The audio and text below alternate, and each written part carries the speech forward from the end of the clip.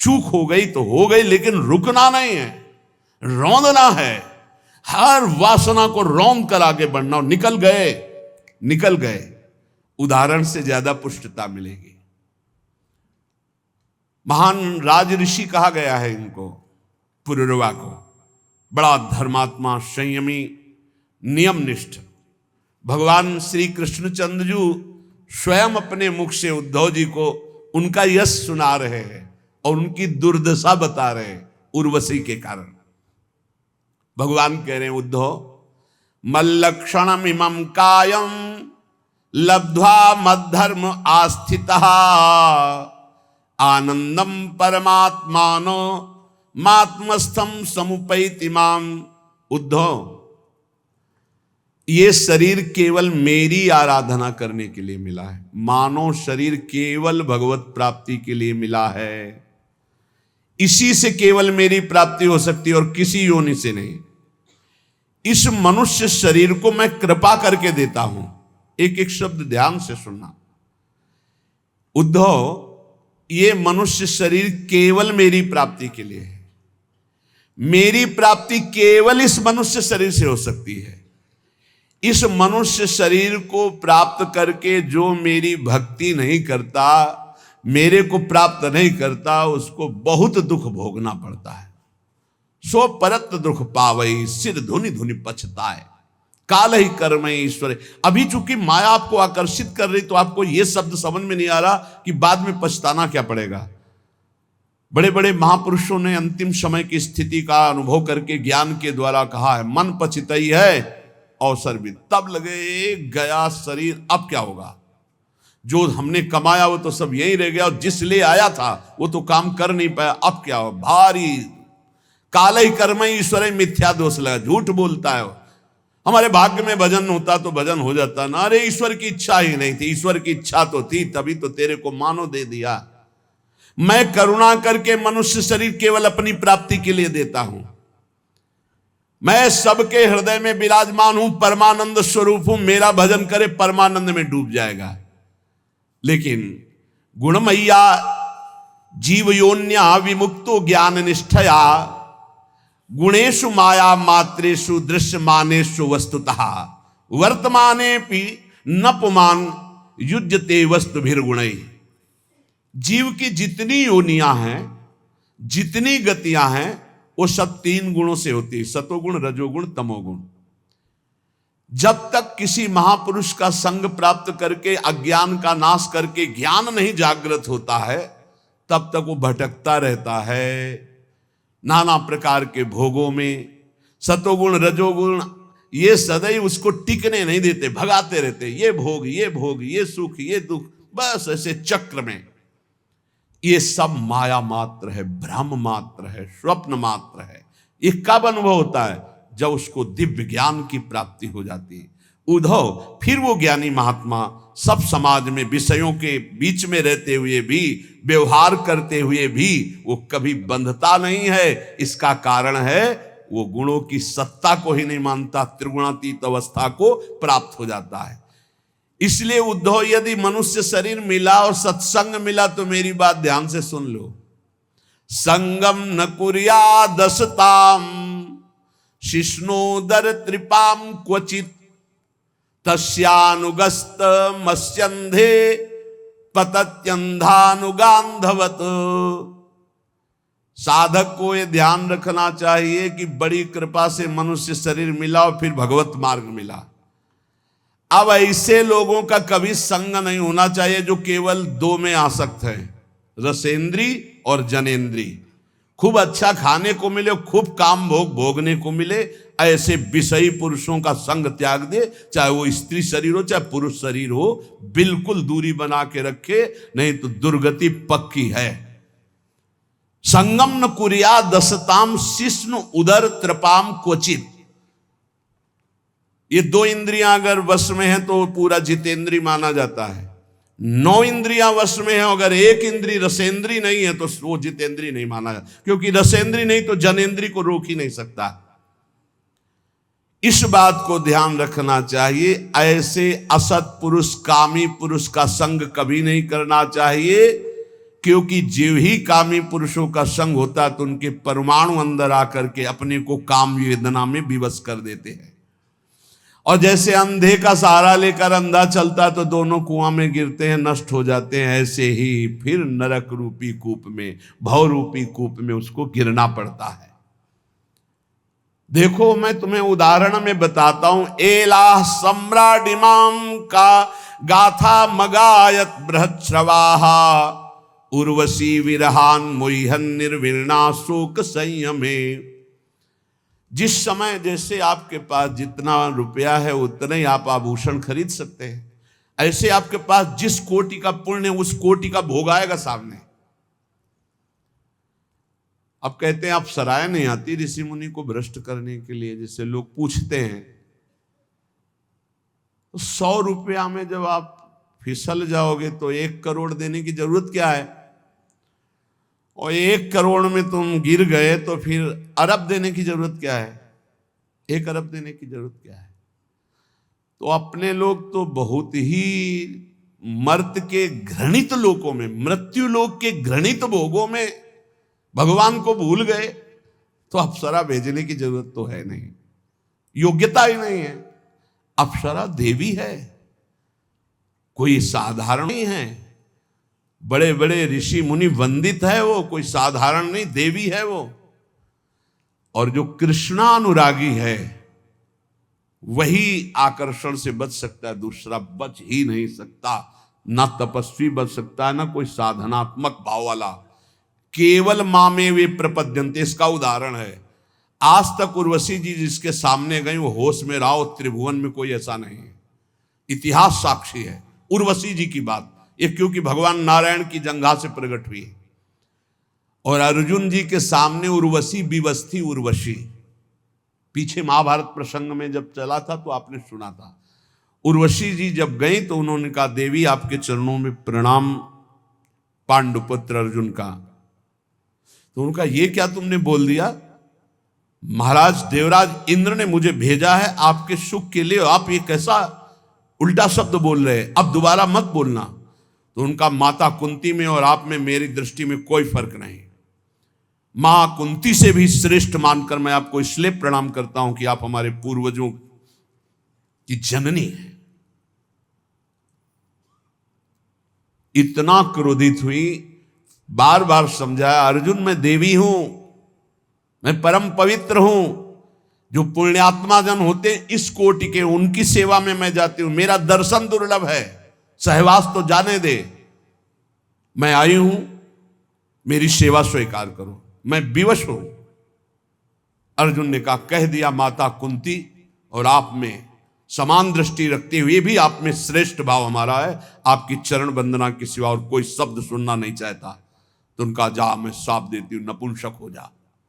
स्वीकार कर लिया, लेकिन असत भावना नहीं उदय हुई। यह है कृष्णा शरणम मम, यह है श्री कृष्ण की चरण रज का सेवन करने की सामर्थ्य। मामे वे प्रपद्यन्ते माया में था। उर्वशी विकल थी और अर्जुन पुष्ट थे, केवल श्री कृष्ण बल।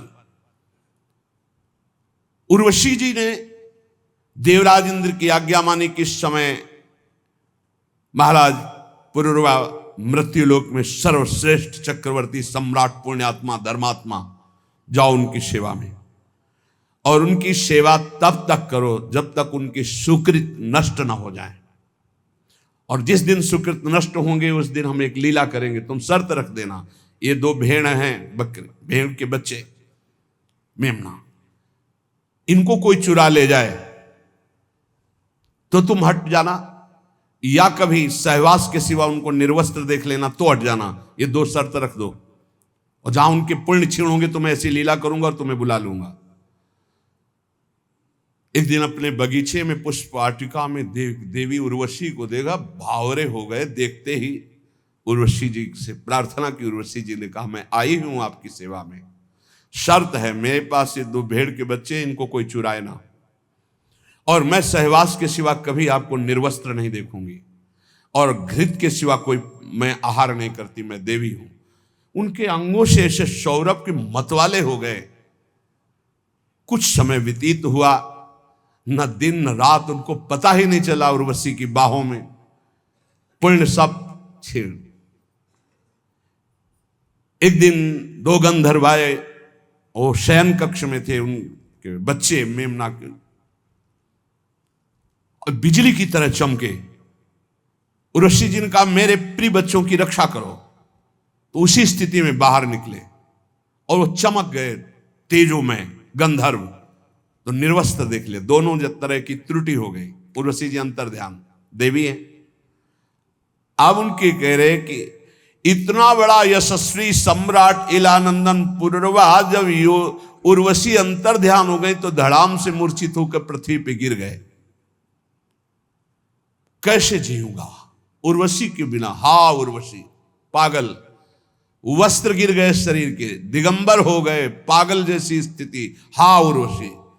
सम्राट, सम्राट कहते हैं जहां से सूर्य उदय होता है अस्त होता है वहां तक एक छत्र राज्य। राजा बहुत छोटे छोटे होते हैं, सम्राट सबका स्वामी होता है, सब राजाओं का। त्यक्त्वात्मानं ब्रजंतीम ताम नग्नम उन्मत्तवन नृपः विलपन नवगाजाए घोरे तिष्ठेति विक्लवः। पुरवाजी नग्न हैं, पागल हैं, हा उर्वशी, हा उर्वशी। विह्वल है, जिधर देखते हैं कोई दिखाई, अरे उर्वशी, वहां भाग के जाते उर्वशी, अरे ये तो उर्वशी नहीं। बहुत उनको हृदय में विकलता, बहुत पागलपन।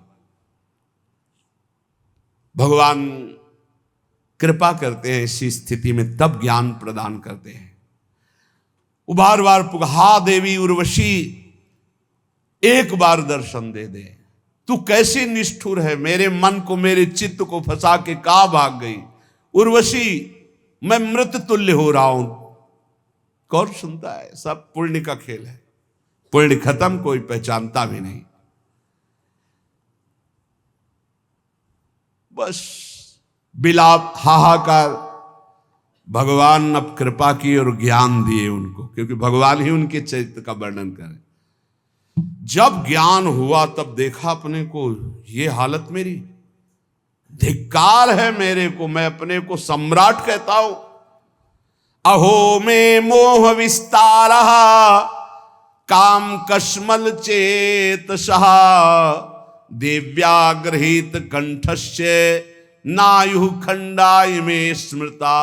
हाय हाय, भला मेरी मूर्खता को देखो, मेरी काम वासना को देखो, मैं कितना नीच हो गया कि चक्रवर्ती सम्राट होकर उसकी बाहुओं में पड़कर कितने वर्ष खो दिए, फिर भी तृप्ति नहीं, मेरी विस्मृति की हद हो गई। ना हम वेदाभिर्निर्मुक्तः सूर्यो वाभ्युदितो मुया मृषितो वर्ष पूगा नाम बताहानि गतान्युत। हाय हाय, ठगा गया, लूट लिया गया। जब ज्ञान भगवान ने दिया तब कह रहे हाय हाय, ठगा गया, लूट लिया गया। कब सूर्य उदय हुआ, कब अस्त हुआ, यह भी ज्ञान नहीं रहने दिया उर्वशी ने। बड़े खेद की बात, दिन रात बीतते गए, मैं कभी तृप्त नहीं हुआ। आश्चर्य है, इतना भी अज्ञान होता है। मैं नरदेव शिखामणि चक्रवर्ती सम्राट पुररवा और एक स्त्री के हाथ का क्रीड़ा मृग खिलौना बनकर आज पागल घूम रहा हूं। देखो देखो मेरी ओर देखो, मैं प्रजानाथ कहलाता हूं, मैं प्रजा की रक्षा करने वाला, मर्यादा रखने वाला सम्राट हूं। मेरी दुर्दशा देखो, मैं अपने शरीर की रक्षा नहीं कर सकता, केवल ये दुर्दशा काम ने की। कुतस्तस्यानुभावा स्यात् तेज ईश्वत्व में वा योन्वगच्छम स्त्रियम यान्तिम खरवत पादा ताड़ितः। मैं लात खा करके भी उसका संग नहीं छोड़ने की भावना की।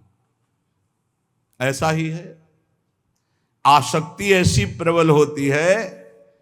चिंतामणि ने धक्के लगा दिए लेकिन दरवाजा छोड़ने की स्थिति नहीं थी बिल्वमंगल की। वो तो जब पिटवा कर बाहर किया कि अगर दोबारा कदम, तब भगवान ने ऐसी दयनीय दशा में ज्ञान प्रदान किया कि ये वो है जिसको मैं इतना प्यार करता हूं, सर्वस्व अर्पण, गुलाम हो चुका है उसका, और उसको धन से प्यार है, मेरे से नहीं। इसका मतलब मेरा प्यार गलत जगह है, मुझे सही जगह प्यार करना चाहिए। सही जगह तो संतों के पास है। तब उनको श्री कृष्ण रति प्राप्त हुई। देखो मेरा प्रभाव, थर थर कांपते हैं सब, मेरा तेज, मैं स्वामित्व बल से युक्त हूं, सम्राट हूं, लेकिन मैं उसके लात खाकर भी उसके पीछे आसक्ति से डोलता रहा। किम विद्या, किम तपस्या, किम त्यागेन श्रुतेन वा, किम विविक्तेन मौनेन स्त्रीभिर यस्य मनोहतम। इस काम ने जिसको रौंद दिया, उसका तेज किस काम का, किस काम की वेद्यता ज्ञान उसका, किस काम की तपस्या और शास्त्राभ्यास, कुछ नहीं। जिसको काम ने रौंद दिया वो किसी काम का नहीं।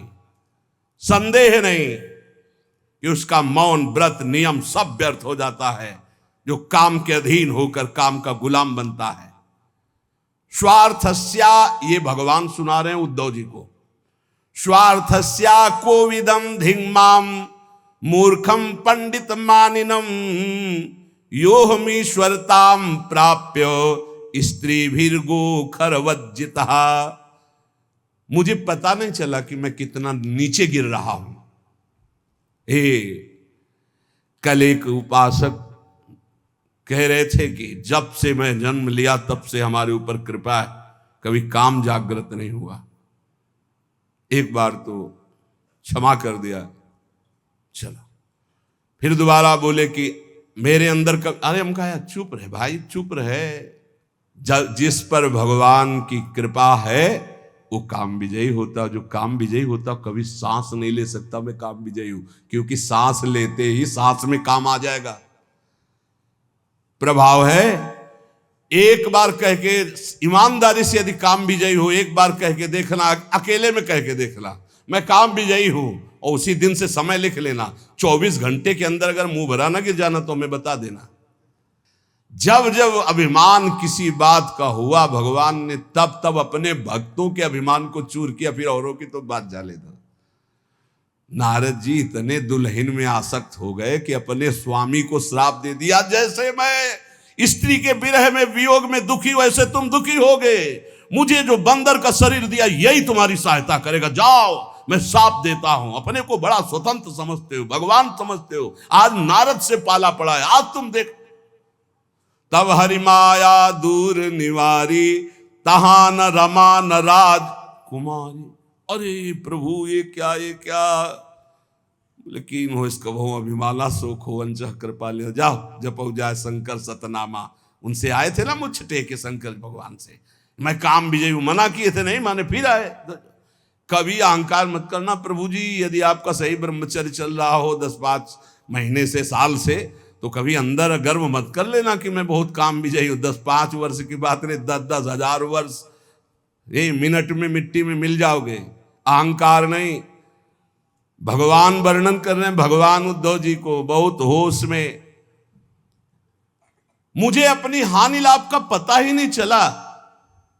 मैं अपने को बहुत शास्त्र ज्ञानी मानता था, पुररवा जी कह रहे, पर हूं पूरा मूर्ख। धिक्कार है मेरी पांडित्य को।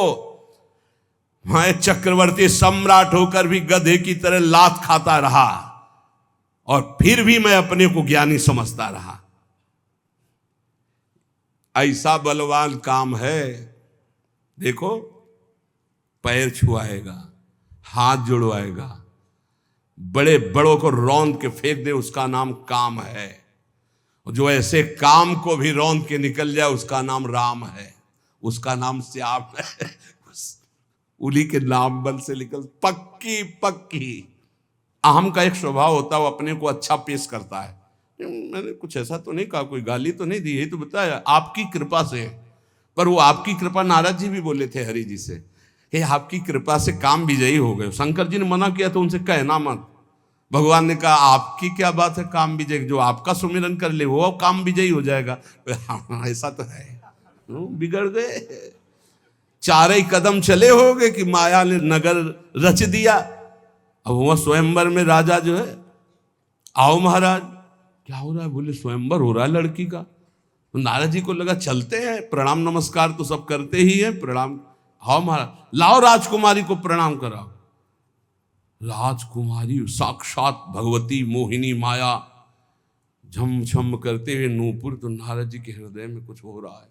नहीं, जैसे राजकुमारी नजदीक आई और देखा ऐसे, अब राजकुमारी कोई घूंघट करके थोड़ी आएगी, ससुर थोड़ी नारद जी, जो ही नारद जी की तरफ, नारद जी ने देखा सो कहा, भगवान जिंदगी में कुछ नहीं चाहा, एक बार ये राजकुमारी जयमाला डालो। जो ही कहे, महाराज इस कुमारी कन्या का जरा हाथ देखो, दूल्हा का, जो ही रेखा देखी तो रेखा में लिखा था जो इसको बरेगा अविनाशी, जो इसको बरेगा महान वैभवशाली। अरे बोले अविनाशी हो गए, वैभवशाली हो गए, दुल्हन मिल गई, पूरी तपस्या का फल मिल गया। अब ये हमको जयमाला कैसे डालेगी, क्योंकि हम इतने सुंदर तो है नहीं जितनी सुंदर ये है। हरि को ध्यान करें, यही खास बात भक्त में होती है कि चाहे जैसी परिस्थिति, उसको ये लगता है मेरे प्रभु से ज्यादा मुझे कोई प्यार नहीं करता। एकांत गए और जे भी भगवान का ध्यान किया तो भगवान प्रकट हो गए। बोले प्रभु, वैसे समय होता तो हम तपस्या करते इस बात की कि आप प्रसन्न हो और मुझे ऐसा रूप दे कि राजकुमारी जयमाला डाल दे, पर समय तो है नहीं, तो अब आपसे मांगता हूं। नारद जी मांगो। बोले प्रभु, मांगना ही अंदर चल रहा था उनके, तो शब्द निकला। यही भक्त की विशेषता होती है। उनका जे ही विधि हो, ये कहां से निकल पड़ा? ये तो बहुत विपरीत बात निकल गई ना उनकी कामना से। जे ही विधि हो, अंदर था कि जिस विधान से मुझे वो कन्या मिले, लेकिन शब्द दूसरे निकलने, यही भक्ति का चमत्कार। बोले जे ही विधि हो, ये नाथ हित मोरा, करो सुबेगी दास मैं तोरा। भगवान ने कहा जे ही विधि होई परम हित, नारद सुनो तुम्हार। वो कह रहे जे विधि होए नाथ हित मोरा, तो जे विधि होई है परम हित। हित है नहीं, परम हित। नारद जी को लगा परम हित तो बढ़िया हरि रूप, तो बोले प्रभु हरि रूप दे दो। बोले तथास्तु। और शास्त्रों में हरि शब्द को बंदर भी कहते हैं। भगवान ने ऐसा बंदर नहीं दिया कि अच्छा वाला, मरकट बदन भयंकर दे, बड़ा ऐसा विचित्र रूप, यहां से ऐसे दांत निकले हुए कि राजकुमारी देखते ही डर जाए, बड़ी ठसक में जाते हैं। अब जिस राजा के पास जाते हैं उसको नारद जी दिखाई देते हैं, सोई खड़ा हो जाता है, आप जाके बैठ जाते हैं। राजकुमारी देखती कि पिताजी को यह भी समझ में नहीं आया कि राजकुमारों की यहां स्वयंवर सभा या बंदरों की है। ये आगे बार बार बंदर बीना लिए बैठ जाता है। अच्छा और कोई हो तो हो, भगवान की माया है, वो ऐसे मुड़ जाते हैं। नारद जी सोचा देखा नहीं क्या हमको? तो जिस राजा के समीप हो जाती वहीं जाकर राजा तो उठ के खड़ा हो जाता, क्यों? देवर्षि नारद, नहीं तो साप मिल जाएगा। जयमाला हाथ में लिए हुए तुरंत मुड़ जाती। पूरी सभा में नारद जी, कोई कुर्सी नहीं बची होगी जिसमें न बैठे हो। अब इतने में देखा सांवले सलोने 16 वर्ष की अवस्था अरविंदाक्ष गज की चाल से सभा में प्रवेश हुए। देखते ही जयमाला डाल दी, हाथ पकड़ा लेके चल दिया। नारद जी ने कहा कि ये नेत्र पहचाने से लगते हैं, रूप तो थोड़ा बदला हुआ है, लेकिन ये ऐसा लगता है हरि है क्या? पहले भगवान शंकर के पार्षद थे, बोले थोड़ा अपना चेहरा भी देख लो, बहुत दुल्हन की चाह में हो।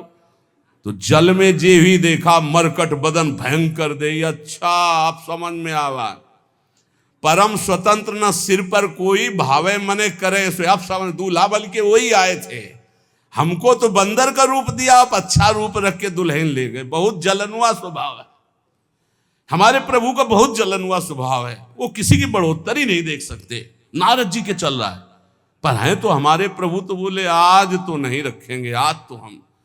और जो ही भागे प्रभु की तरफ, परम धाम की तरफ, तो रास्ते में मिल गए, एक तरफ लक्ष्मी जी और एक तरफ राजकुमारी। कभी इधर मुस्कुरा के बात करते, कभी इधर। नारद जी देख के चल गए, तुम्हारे पास तो थी ना बीड़ा के सिवा कुछ था नहीं।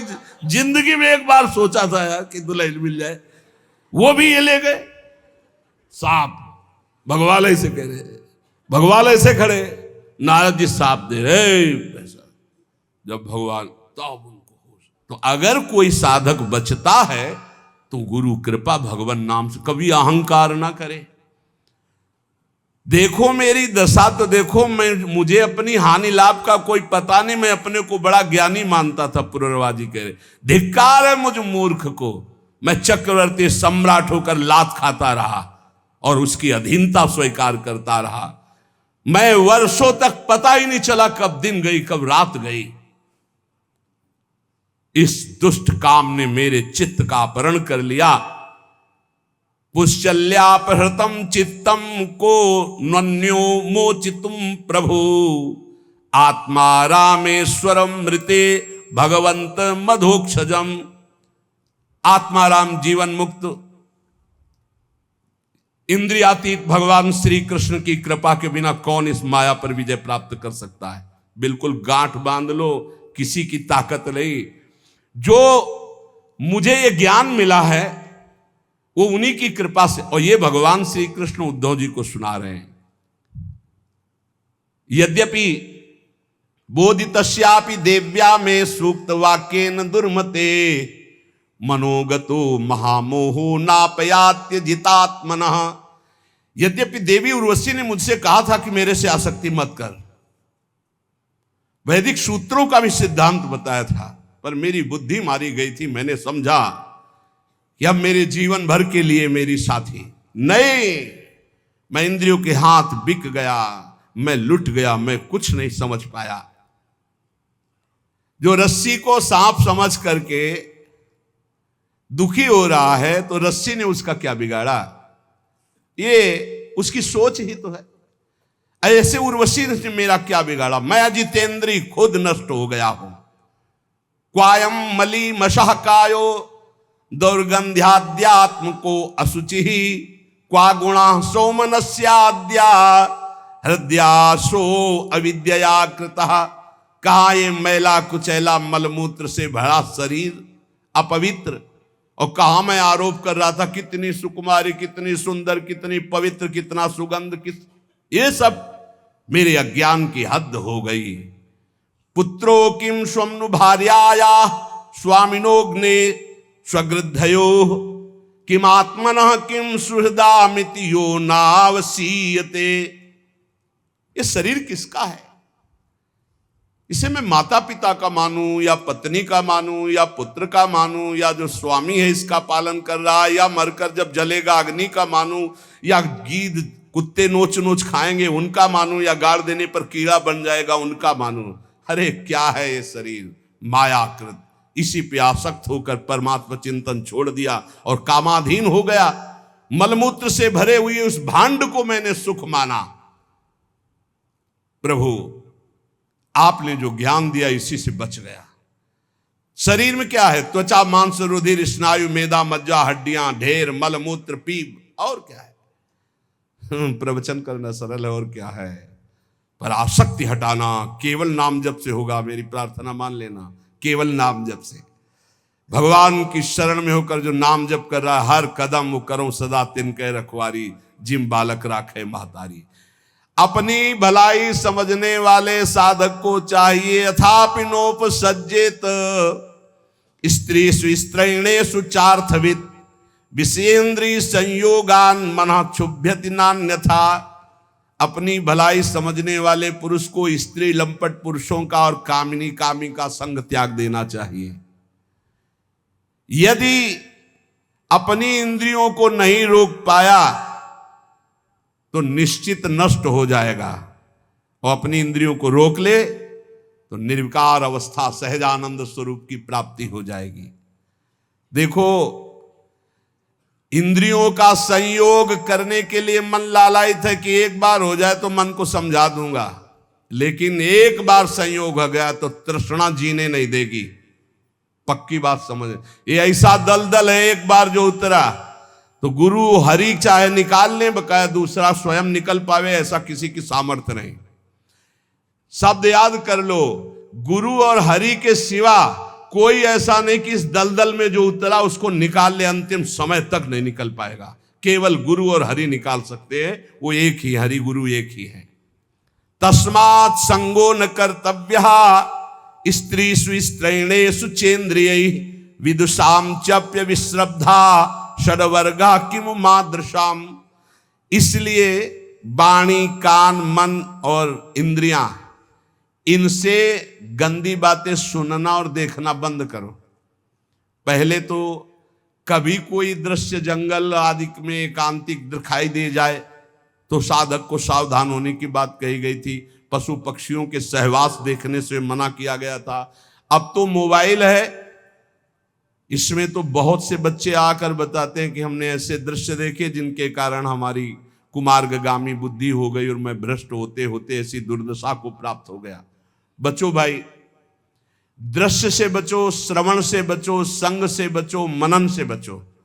अगर गलत दृश्य देखोगे, गलत श्रवण करोगे, गलत संग करोगे, गलत मनन होगा तो गलत क्रियाएं होंगी तो नष्ट हो जाओगे। ध्यायतो विषयान पुंसान संगास तेषु उपजायते। जब विषय चिंतन होता तो उसके भोग की आकांक्षा होती। संगात संजायते कामः, कामात क्रोधो भी जायते, क्रोधात भवति सम्मोहा, सम्मोहात स्मृति विभ्रमा, स्मृति भ्रंशात बुद्धिनाशो, बुद्धिनाशात प्रणश्यति। सर्वनाश का जड़ है भोग चिंतन, भोग श्रवण, भोग दर्शन, भोग क्रिया। इसलिए उपासक सावधान। भगवान कह रहे हैं मेरे लोगों की, ये पुनर्वा कह, मेरे लोगों की बात ही क्या, बड़े बड़े विद्वानों के लिए भी अपनी इंद्रिय और मन को कभी विश्वास नहीं मानना चाहिए, कभी धोखा दे सकते हैं। भगवान श्री कृष्ण कहते उद्धव, ये उद्गार महाराज पुनर्वा के थे। उनका हृदय जब ज्ञान से प्रकाशित हो गया तो उन्होंने मेरा साक्षात्कार अपने हृदय में करके शांत भाव को प्राप्त हो गए।